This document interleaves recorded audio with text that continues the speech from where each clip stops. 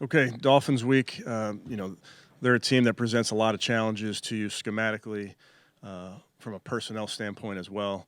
Ton of respect for what they do down there schematically, offensively. It's built on speed, tons of shifts and motions.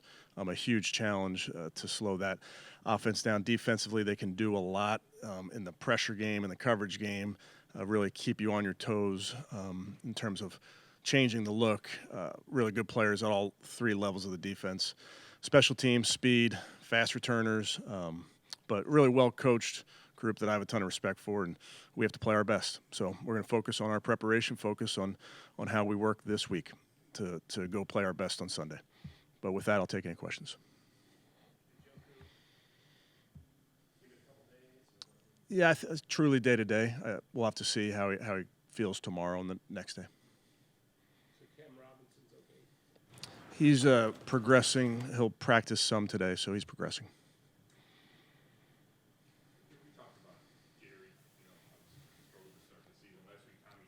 Big, give a blank factor.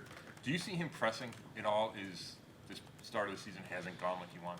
I don't. I think, like to Tommy's point, Jerry wants to provide for this football team in any way he can.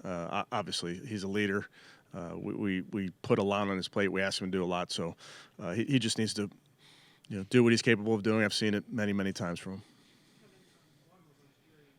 Sunday was talking about some of the drops maybe like occurring when you guys are trailing and guys like not fully catching or watching the ball come in and they're trying to make a play. I guess when you watch it back, or are you seeing that? Is it something maybe more technical in terms of some of the drops? Yeah, I think you can learn from every play. It's not a coaching point just to say, "Hey, catch the ball." You got to tell your guys whatever it is technique-wise, whether there's all sorts of tricks of the trade in terms of looking it in and finishing the catch, the elements of the catch first before you turn, all those type of things. So I think Coach O'Shea does a great job with our guys on a day-to-day basis working those things. Switching quarterbacks, is that difficult for a receiver? Yeah, our guys have caught from all of our quarterbacks throughout the spring, so I don't think that's an issue. Third start here. What did you see different from his first start to last week in Pittsburgh? And what is, I guess, where can he take it to the next level? Yeah, I think like any young player, you're looking to make improvement from game to game in a ton of different areas. Obviously, first home game this time, so in front of our fans, so you're not on the silent count, those type of things. So operationally different than a road environment, but no different than any young player to just build on the things that you're doing well. And our job as coaches is identify some of the things that we can help them with, and but incremental improvements from our young players is what's most important.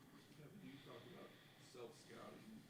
For you, when you self-scouted yourself, what did you sort of come away with in doing that? Well, I think self-scout happens after every game. You spend time thinking about the game. I think then you get typically into 4 game blocks where you look at your schemes, offense, defense, and special teams. So that's ongoing. But there's a ton of areas that we need to be better, like I've told you guys, and the collective we share in that. That's coaches, players, you name it.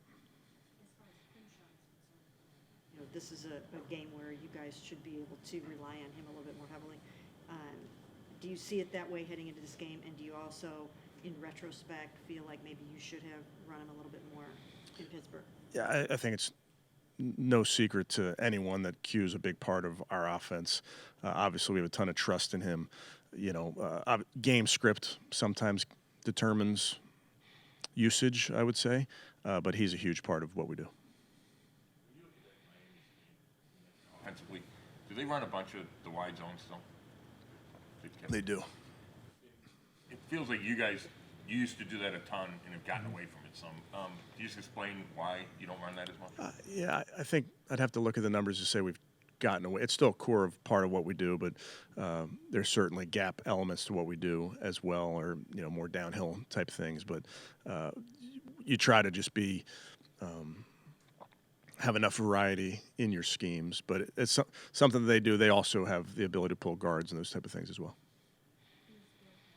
Someone that you would think about calling back up and bringing him up this way again? You know, obviously, I hate to see that news down there in Tennessee. I talked to Brian. I've not talked to Bill, but obviously, I hate that news.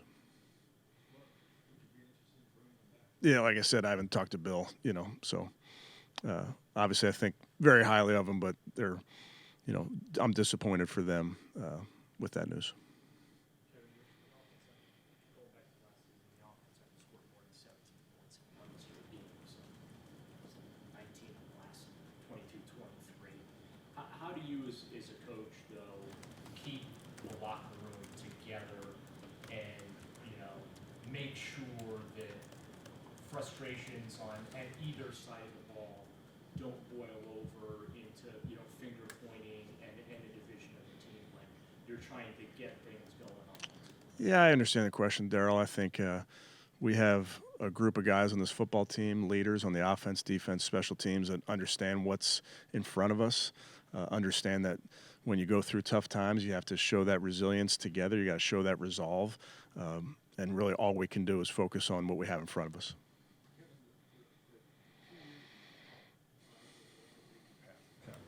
Right now, they're leading the league. I mean, does that bother you?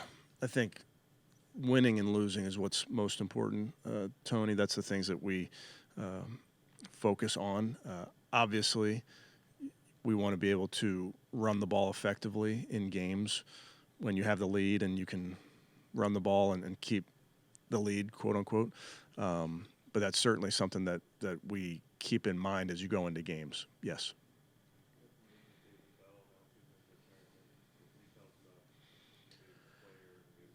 Yeah, I talked to Dave yesterday. He's a favorite of this building. He's a favorite of the coaches, of the staff. He's just a guy that from the moment he got here, he always did it the right way, super dependable. You know, I think back to that game where he was injured, and I'm making it up, but he played like 15 plays or something and was so impactful in those 15 plays. Had a big catch off of play action, had a great scramble drill catch, was making plays, doing dirty work for us in the run game. So just, you know, think very highly of the person. He'll do great in whatever is next for him. But also just a guy that was fun to coach because he was just the consummate professional. When you look at that Miami running back, does he have special speed, and like what jumps out about him? Speed. Yeah, he's a great runner. He's a great receiver. They can line him up everywhere. They do a great job of using all 53 and a third of the field and making you defend all of it. So he gets your attention very quickly. Just that speed's legit. You guys getting any closer to opening Deshaun's practice window? Yeah, not no real update there other than he's doing a great job rehabbing, doing a good job in meetings. What do you see when you watch Drew on film right now? Good player. Again, it's a really nice marriage of the scheme and his skill set with how quickly he gets the ball out, how accurate he is when he gets the ball out. I think he sees it really, really clearly, can get the ball to all areas of the field, and get the ball in the hands of the playmakers. I know you don't listen to the media a lot, but outside noise, pressure on you, how do you deal with that? I don't listen to it. It's probably the easiest way. I grew up in Philly.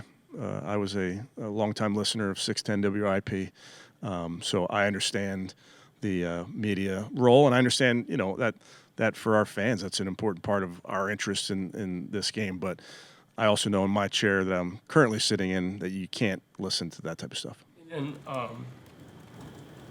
how does your family, what's that like for? Yeah, I don't for want to get your into kid? that. I respect the question, but I don't want to get into that. Kevin, when you talk about the speed that the Dolphins have, is that an element that you would like to incorporate more in your own offense? Do you have it on the roster? And if so, can you use it more? Without a doubt. I mean, speed is something that defenses respond to, obviously, Mary Kay, and the more ways you can get the ball in the hands of guys that can go. I think that's the important piece of playmakers is getting the ball where they can, you know, put the foot in the ground and get vertical and make yards. And if with speed, when you block things cleanly, it can really be an explosive play. How have they adjusted to the loss of Tyreek? Yeah, I think obviously they're adjusting a little bit just personnel-wise and some of those plays. He's a great player, as everybody knows, but they continue to be explosive in the ways they get all of their playmakers involved. How much of a challenge is Arcane in that running game? Because he had another explosive run last week. Yeah, I mean, it's an impressive scheme because they can turn and hand it to him, and whether it's wide zone or gap schemes, toss schemes, they can line him up at receiver and throw it to him. They can throw screens to him. They just he's in a lot of ways can line up everywhere. I know he's a running back by nature, but he can line up anywhere. They can get him the ball to him in any way. Kevin, in recent weeks, it seems like teams, like especially the Steelers and the Vikings, have been kind of neutralizing the pass rush by getting the ball out quickly, and the Dolphins are no different with their average depth of target and how quickly Tua gets the ball out.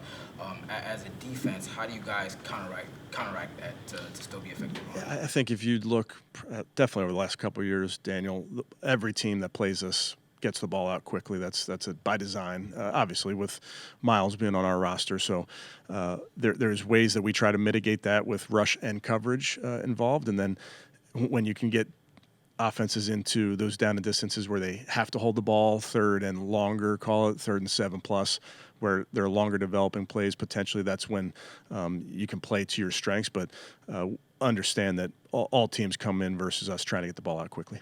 Is Michael any closer to playing? Yeah, he's doing a great job, getting closer every day. It's been a while since you've been home for a game, and it's been a while since you've won a game. So, what kind of reception are you expecting, and what kind of reception would you like to get? Yeah, we've gotten unbelievable support from our fans over the years. We're excited to be back in front of them. We're excited for the opportunity to go against the Dolphins. We think it's a privilege playing in front of our fans, and we're excited about it.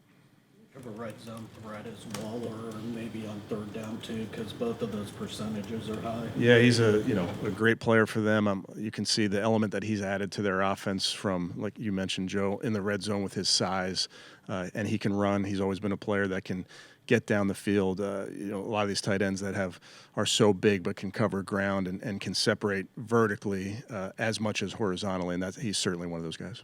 Kind of surprised with his career resurgence. No, I mean, he's back, feeling healthy. He looks good. So obviously he has plenty more to give. It's been tough to have a lead this year, and you acknowledge that it changes the game. Might that encourage you to take the ball first on occasion? Yeah, we always think about it by game, Tony, in terms of what you're trying to do. I think weather always plays a factor. If weather's going to be an issue where you want to have the win in the 4th quarter, that certainly comes into play. Okay, thanks, guys.